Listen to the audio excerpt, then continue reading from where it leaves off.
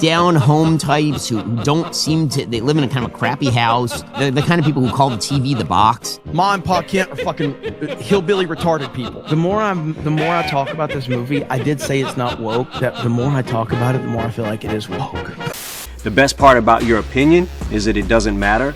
So Superman has been out for a few weeks now, and the general consensus is that it's pretty good, at least according to most outlets online. They range anywhere from a 6 to a 9, depending on where you're looking. I saw it, did my review on it, and I thought it was pretty decent, but I had several issues with it. But surprisingly, for some reason, for this movie in particular, if you don't glaze or wholeheartedly think it's a masterpiece, then you get bombarded by gun fanatics saying that you're just wrong. But if you praise it, then you're swarmed by Snyder fanboys saying you're wrong. There really isn't any winning for some reason. It's strange to see such extreme reactions for this movie, because honestly, it's just okay to decent to me. I don't see it as a top tier masterpiece, but I don't see it as the bottom of the barrel trash either. So these reactions are baffling to say the least. So with such visual reactions, I thought it'd be fun to go ahead and see what people are saying about it, mainly just to find the weirdest and worst criticisms levied this movie's way. Now, of course, there are several things I critiqued this movie for: the visuals, the writing, stuff like that. Things I mentioned in my review. But this video is dedicated to just obscene things I've heard or seen online. Kind of strange that it's going to be me defending it, considering my own takes on this film. But I guess some things are just so absurd that even I have to speak out. So I made a post asking you guys, what are some of the weirdest and worst takes have you seen on this film, as well as some valid ones that you never even considered. And I received quite a few responses, some of which quoting specific reviews they saw here on YouTube. So I figured, hell, why not just take a look at them? I'm not going to respond to every little point made in these videos, just the more interesting and just weird ones. And also, some spoilers ahead. You ready? Let's get into it. Let's look at the stats. I've got the facts. My money like Lizzo, my pockets are fat. Ben Shapiro reviews are always kind of hit or miss. Mostly miss if I'm being honest. And his review of Superman is no different. His review for the Batman was also a rather strange one. I never covered it, but someone I know named Channel Pup actually did. So I'll leave a link if you want to check it out. And he also misinterprets Batman in the Snyder films, and it's just strange. In Batman vs. Superman, who kind of enjoys his job, is a bit of a sadist, sort of reminiscent of Frank Miller's Batman. He's playing the sort of Frank Miller Batman and Robin All-Stars version of Batman who really enjoys his job. So Frank Miller's Batman and Robin All-Stars, he really enjoys it. He's kind of a sadist, which makes sense. I mean, he's super rich, so if he's doing it, he must enjoy something about it. The Ben Affleck Batman is that. He's kind of a sociopath, and that's what makes it sort of interesting. He's sort of a hero, but he's also a sociopath and a genius. Yeah, so he's full of very interesting takes. And the Superman one is no different. But to be fair, at first the review doesn't start off that bad. He even mentions that the movie isn't super political unless you're actually looking for it, and that most people, his wife included, would probably just see it as a fun movie. He even mentions James Gunn's approach to comic book movies, and honestly, he's not exactly wrong there. But it's when he starts talking about Superman and his issues with it, is when things start to kind of fall apart and get weird. So we're gonna go ahead and go through this. This won't be a full breakdown or response, because I don't have time for that, and I'm pretty certain there are dozens of people who already have responded to this. So let's just start skimming through it. And now 3 minutes ago, Superman's ass got kicked. He's not very super. He is not the Man of Steel. He is not invulnerable. He gets his ass kicked routinely. He gets locked up in a prison with a character who's making kryptonite out of his hands. Sorry, what? He's constantly in victim mode. Like Green Lantern has much more success in this movie. Mr. Terrific has much more success in this movie than Superman. Okay, so this is one I've heard a few times from several different people. Yeah, Superman gets his ass kicked. You see, when you have a character as strong as Superman, you kind of need to put him up against something that can actually beat him physically sometimes. This happened to Man of Steel constantly when he was fighting the Kryptonians. And here it's no different. He's fighting super strong metahumans. So yeah, to make the action interesting and entertaining, he's fighting some strong ass foes. Let's move on to another one that's rather strange. His parents, Ma and Pa Kent, in the original, they are noble and they are wise. They're kind of salt of the earth. Here, they're basically kind of, I don't know, like down home types who don't seem to, they live in a kind of a crappy house. They're the kind of people who call the TV the box. They're the kind of folks who are sitting around and you know, kind of scratching their butts. They're purposely cast as ugly and non-noble. Yeah, so I don't see an issue with the Kents at all. They're farmers from Kansas. They're good-hearted people who raise Clark. There's really nothing wrong with this version. They're regular people. They're fine. It's such a very odd complaint. I mean, are these simple? I guess, sure. I mean, is the fact that their country played up a little bit? Yeah, sure. But there's nothing egregious about them. There's nothing really wrong with them. So yeah, just a very throwaway, odd complaint. What he really wants is to annex half of this separate country. He's going to split it with this other dictator. One major plot hole. Lex Luthor is obviously the smartest person in the film. So smart, he can create his own universes. This is a major plot point.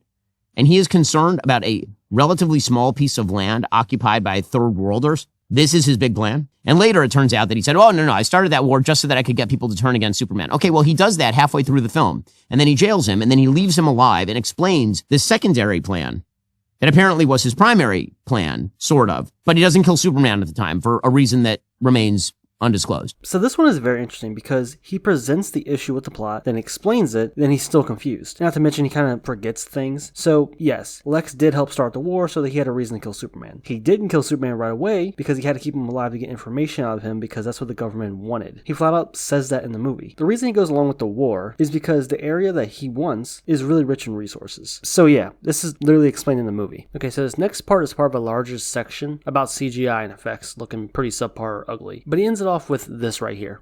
You never really get a kinetic scene of Superman doing something cool. You have multiple scenes of giant heavy objects falling on Superman and Superman stopping the giant heavy objects from falling to save an individual. Again, another plot hole. You'll have giant building. The entire building will fall and he will stop the building from falling to save one person or a chipmunk who is in the way. But it's an entire building full of people, so presumably all those people are dead.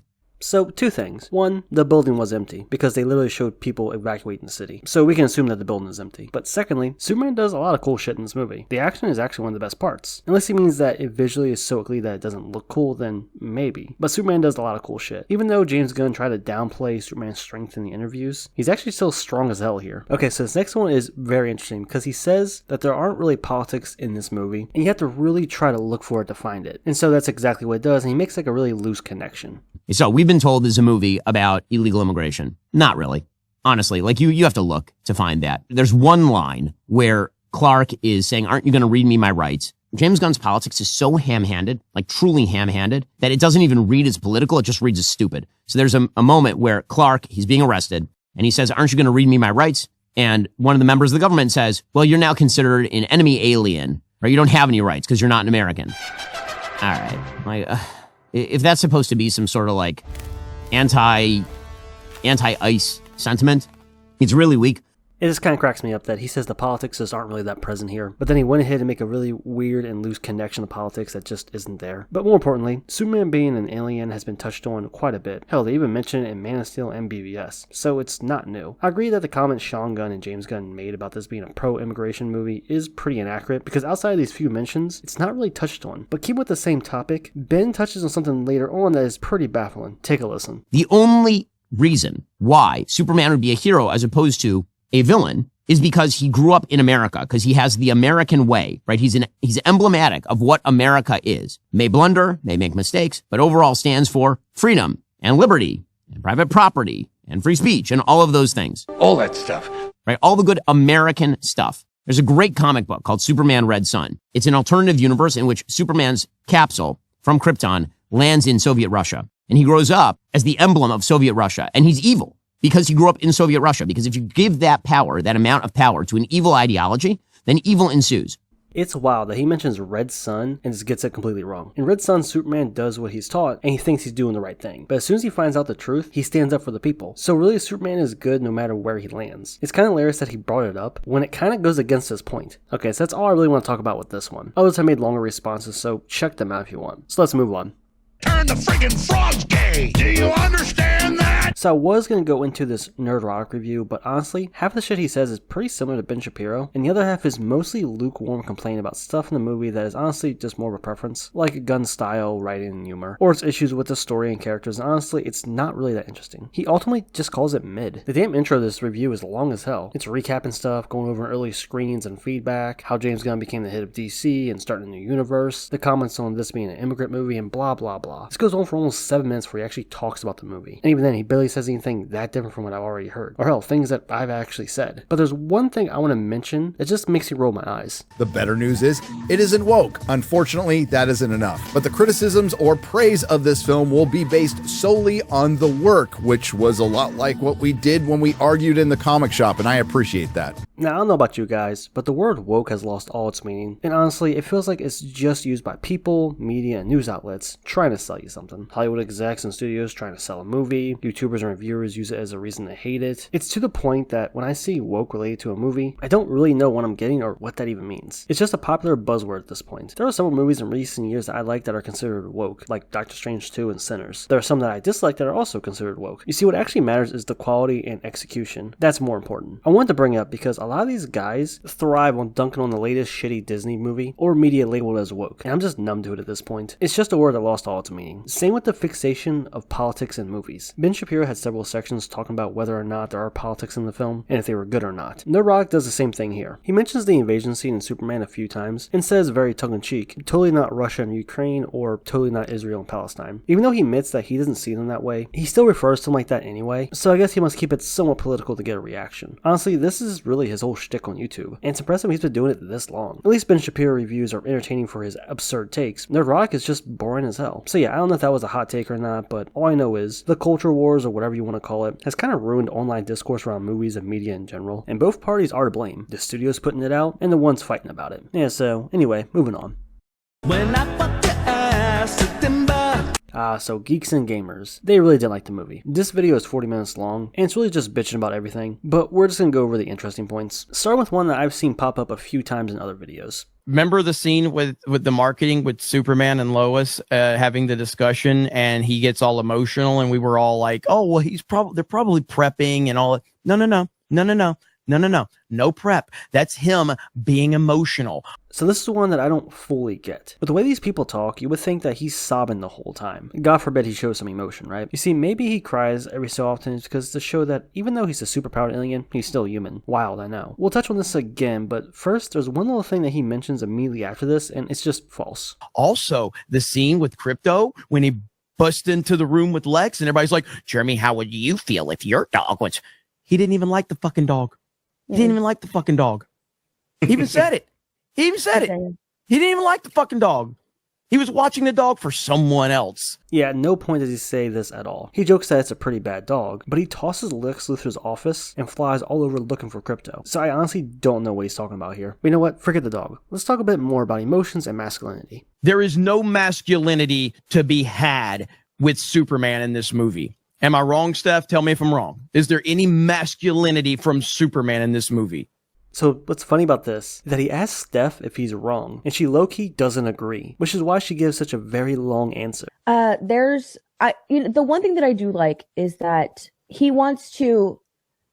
I don't get this argument, because what about him isn't masculine? Is it because he's an overly nice Boy Scout? Or maybe it's because he's just too emotional, so he's not masculine enough. I don't even know what to say. It's such a strange complaint. Speaking of which, Ma and Pa Kent are fucking hillbilly retarded people, okay? They're hillbilly retards, okay? So, and Ma and Pa Kent, who are a couple of hillbilly retards, basically my family in Alabama is who they are. Yeah.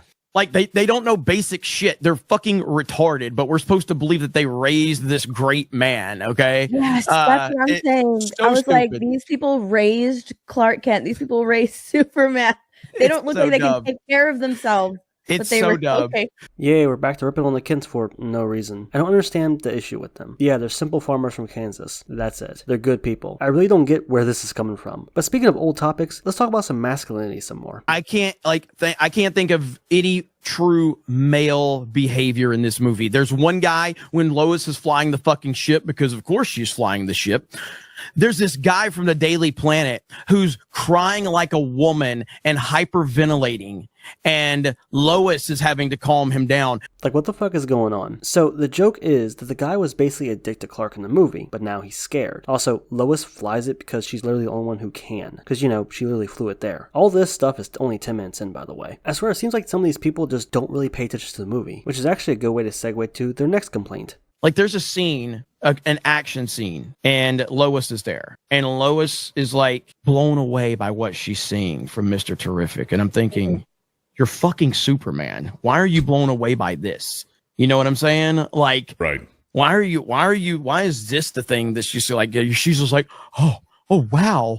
And I'm like, yeah, but you're fucking Superman. Like, what are you doing? Your boyfriend could fucking fly. I know, like... Lois is blown away because up until this point, she just perceived Mr. Terrific as the smart one with gadgets. She didn't know he had hands like that. Even one of the thugs makes a comment that this is the smart one from the Justice King. It's such a simple scene that I don't get why he's so confused. I guess when you hate something, you just find ways to hate everything about it, even if it doesn't make any sense. Like this next point. They don't respect Superman that No, much. They don't. Especially like after... oh, man. It's just like they...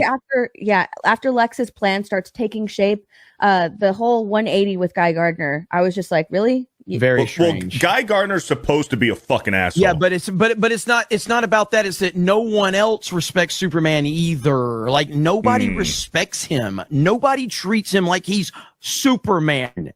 Mr. Terrific kind of does. Mr. Terrific kind of does. He has that respect. That's why I say, like, he was such a standout character in this movie. Remember the scene where he's calling for Superman to come back to Metropolis, and then Krypto's there, and he goes, "You brought the dog." You know, like, it's just dumb shit like that. It's little comments are like, "Yeah, motherfucker, I'm Superman. I'll bring a fucking ton of dogs if I want to. Shut your fucking mouth." You know, this like, is crazy.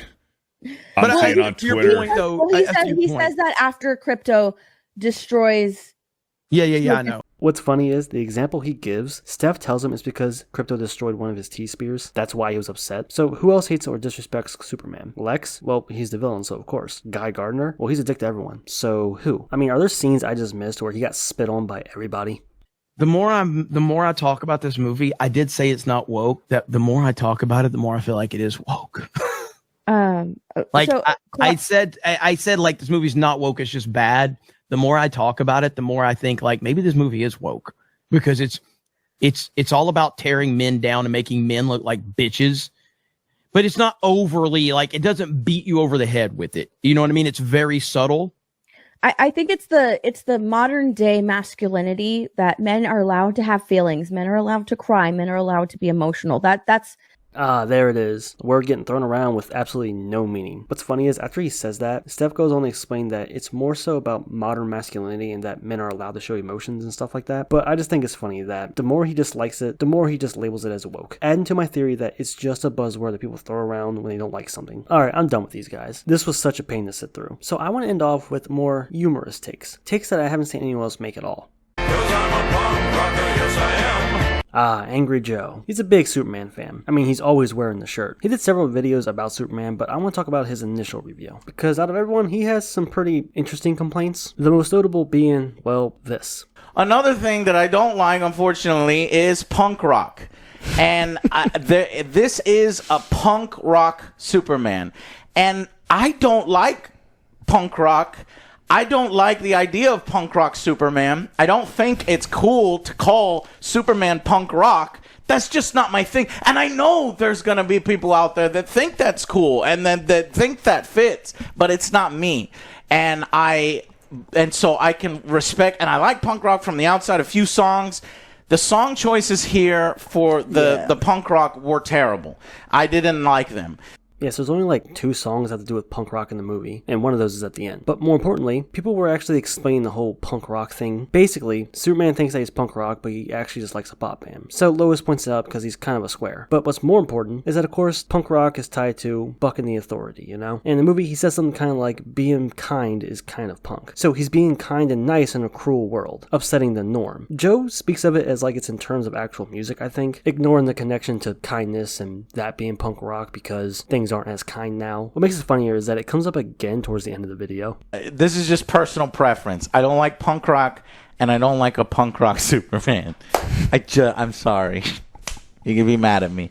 Dude, man, like, if they made a heavy metal Superman, I'd be so fucking happy, but at the same time, I'd be like, that's not really Superman, though. Like, Elseworld Story, sure. He keeps reiterating the punk rock thing. I think he really just missed the point of it, and he's instead just taking it very literally. But let's move on to something else. Mr. Terrific is amazing. Yeah.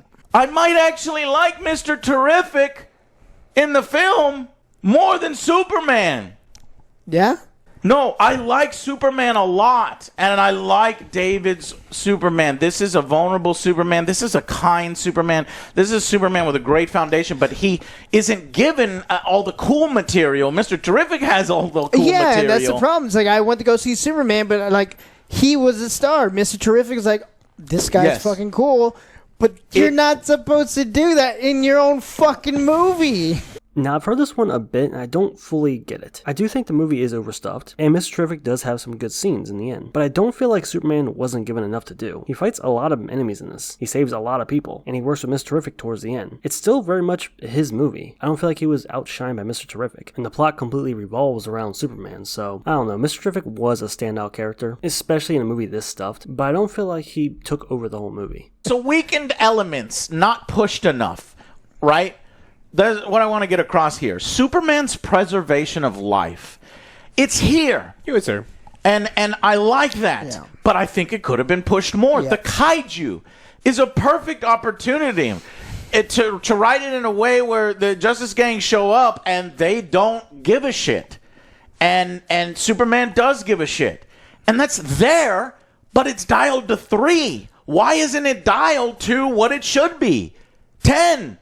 And it's wholly disappointing and dissatisfactory how it ends. Now, this is just a weird complaint. Superman saved several people. There are a lot of small moments of him just saving people. Hell, he even saves a squirrel. And he was trying to take that kaiju alive. He even says so in the movie. Joe acknowledges all this, but he thinks that it was dialed back. Honestly, I think it's fine just the way it is. There was no need to really crank it up. Now, about 30 minutes in or so, they spend time complaining about the 2 post-credit scenes, because they didn't exactly set anything up or hint at the next project, which is what they're annoyed about. But I don't know, man. I think I'm with a gun on this one, about post-credit scenes. They definitely box in writers and directors, and sometimes they just lead nowhere. And by not having them tied directly to the next project or a future project, it doesn't put anybody in the box creatively, especially if plans change, like how Gunn already has changed the plans for the DCU, with him mentioning that some projects are either scrapped or postponed. Plus, let's be honest, how many of these post-credit scenes really mattered? Joe argues that because they're competing with Marvel, they have to include a post-credit scene that leads to something. You have to. You're competing against Marvel. That's what Marvel does. That's what everybody expects at the end of the thing. Well, I didn't expect and people that. in our theater were confused. But I don't think so. Have you seen the state of Marvel recently? I feel like everybody needs to just reassess things and get shit figured out first. In the end, Joe's review is someone who just had way too high expectations and was really let down because of that. It had what he wanted, but not enough of what he wanted. And then it had things that he didn't really want at all. I mean, he basically says as much in the beginning of this video. And I'm more Joe than I am Alex. I'm more disappointed than I am this, and I need to rewatch it. It's similar to how Cosmo Variety Hour said that he liked it, but not as much as he thought he was going to. While I like the movie a lot, I didn't love it, and I really wanted to. The expectations were just too high. But anyway, I think it's going to do it for the video. These reviews were definitely something. Though by far the worst one I've seen was actually by EFAP. They spend so much time trying to put on that they're smarter than the movie that they ironically come off as dumb. But why tell me 300 years ago when the first super meta-humans existed? How does in what way does this matter to the movie in any way at any point? So they basically explain, yeah, yellow sun, that's going to heal him right up. And it's like, yeah, I guess so that people know yellow sun, that's what Superman gets his powers from. Yellow Well, they're sun. explaining it Wow. as if that's something we need to know. And wide almost. Like, how does America not have any heroes if they've been around for 300 years? I wanted to mention, by the way, the people working for Lex, I'm guessing he's selected for just people who are pure evil and love money because... And they never ask questions. And they're obviously committing extreme crime in that whole process, but they're also doing treason, like high treason. They're falsifying a terrorist attack, essentially. Do they care? And do they also care that they're trying to defeat and humiliate the most protective and wonderful guy who's ever existed on Earth? Yeah, because we don't get a reason why they hate him, but they seem to be completely and enthusiastically on board with Lex's evil 1 or 2 plan. of them. Shut up! Oh my god, I don't care! Objective criticism at its finest here, by the way. I'm not going to get into it because other people already have, and their review and discussion is just too mind-numbing. It's hard to even get through. Some people told me to check it out. I tried, but I just can't, man. I got better shit to do with my time. But anyway, that's going to be it, so see ya. I will live to piss on his grave.